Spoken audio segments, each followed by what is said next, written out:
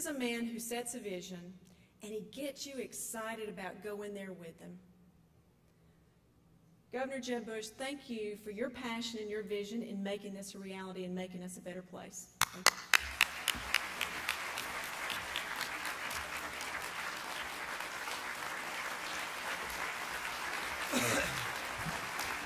Thank you all. Please sit down.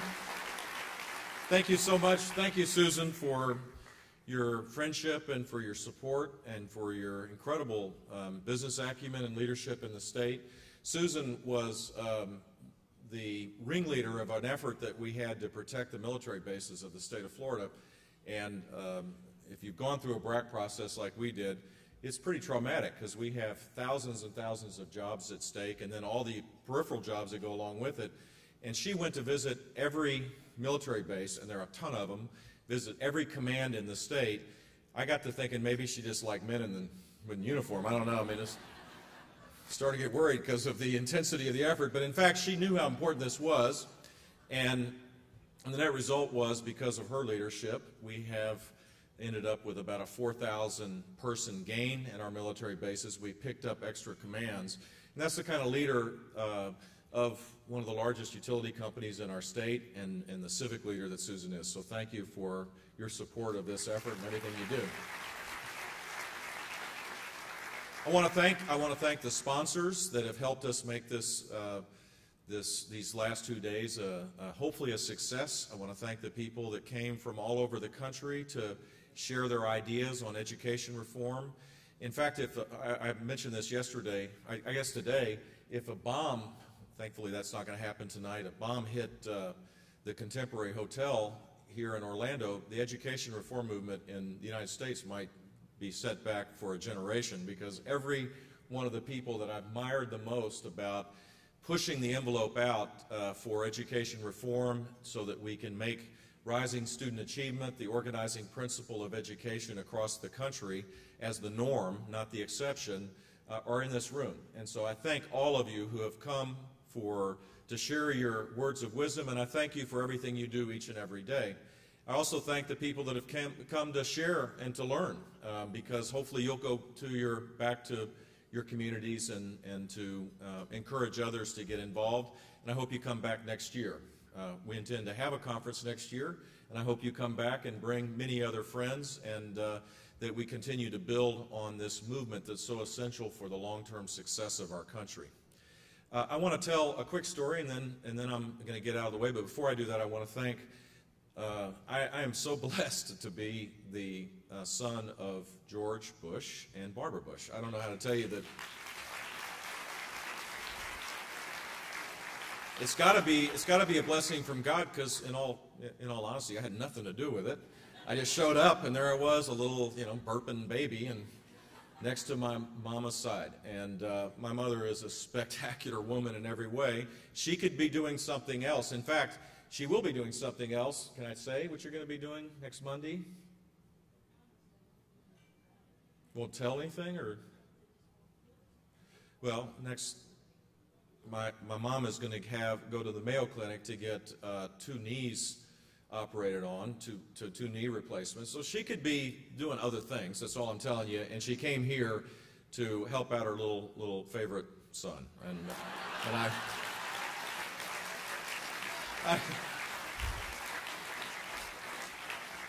gosh, I'm just, I am truly blessed to be her boy. That's all I can tell you. I love her a lot.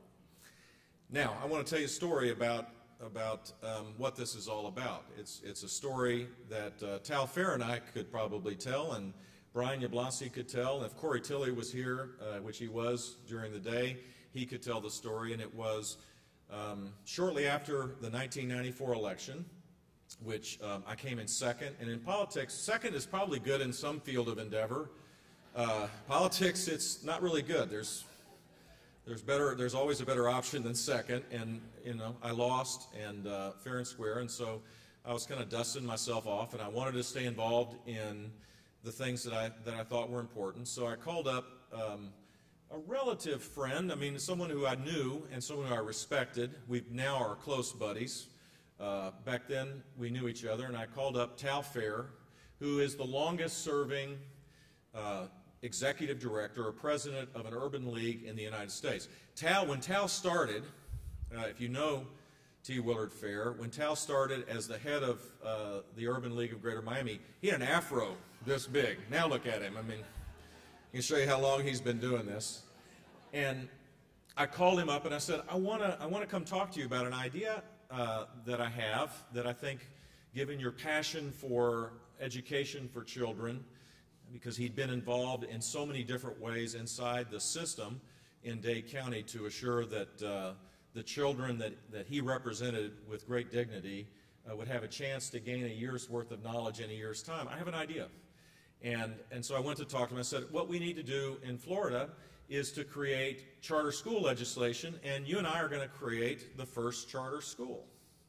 The Urban League of Greater Miami and a Foundation for Florida's Future, which is the predecessor organization of this organization, we should create the first charter school and take this abstract idea of a independent public school where children are given a chance to gain the power of knowledge, and where parents are actively encouraged to be involved. In fact, we thought maybe it would be good to have a contract with the parents and the school to assure that they did their part, and that we were free of all the rules and regulations, which in Dade County, sadly, are even greater than other parts of the state of Florida, to make it work. And Tal immediately agreed, and we went about it.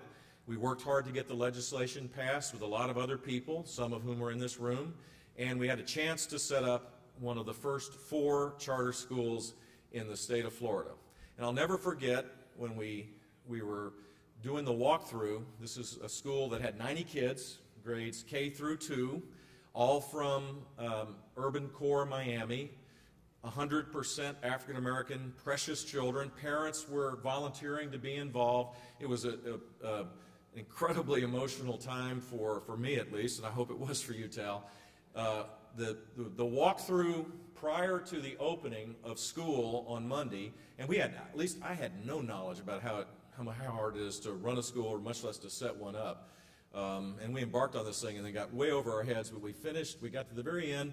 The school was more or less set up, and someone realized we didn't have a flagpole outside of our precious little school. So we had to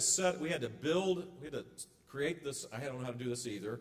Someone figured out how to first of all, buy a flagpole, buy a flag, buy a Florida flag, and figure out how to set a flagpole so that when we opened up our school on Monday morning at 8:30 or 8 o'clock, that the flagpole would be there. And thank goodness the cement had settled. And at 8:15, I'll never forget this, parents were dropping off their kids, and Katrina Wilson Davis, who is here somewhere, was our principal, and she is here tonight,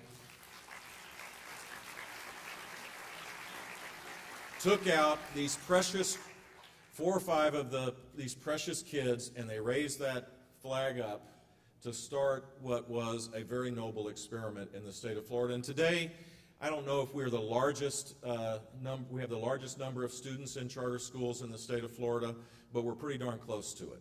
And so the story I want to tell you is a story that anything is possible if you work hard, and if the system is changed to open up to get more people involved, great things can happen. Liberty City Charter School struggled because the establishment, the school board, didn't like it. In fact, they almost didn't give us the contract because we wanted to have, our parents demanded that there be corporal punishment, believe it or not, that there be spanking if children acted out. The parents demanded it universally, and the school district said no. Talk about old school. That was those debates are long gone, sadly, in our city. We finally got the contract. They resisted every step along the way. This school went from being a C school to a B school to, for the last 3 years now, Katrina, or 2 years, it is an A school in the state of Florida, and I'm very proud of what it has accomplished. And since then, there are many other schools that have gotten involved and have created chances for students.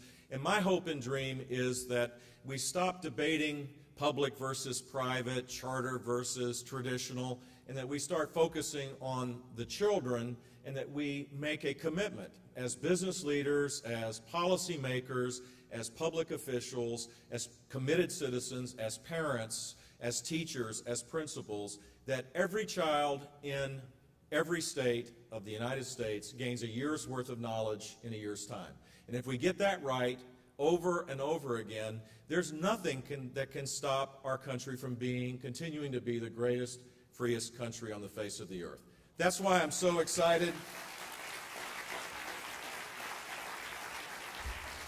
I'm so excited of the speakers that came to share their experiences, of the panelists that came, and of all of you for coming to participate in the first annual conference that hopefully will get more people excited about, I think, the most pressing, most important issue in our country's future. Thank you all very much, and God bless you.